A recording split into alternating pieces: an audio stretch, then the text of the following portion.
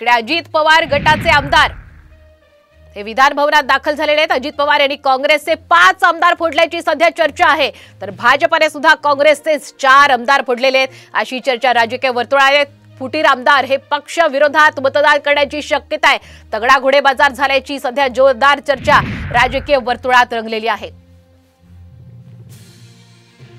तर विधान परिषद निवडणुकीसाठी 12 उमेदवार रिंगणात आहेत, 11 जागा आहेत, त्यामुळे घोडेबाजार रंगणार अशी चर्चा आहे। आणि याच अनुषंगाने अजित पवार आणि भाजपने आता काँग्रेसचेच आमदार फोडल्याची चर्चा राजकीय वर्तुळात रंगू लागलेली आहे। त्यामुळे फोडाफोडीचं राजकारण सध्या राज्यामध्ये होतंय। हाय व्होल्टेज ड्रामा आता आज राज्यामध्ये पाहायला मिळेल।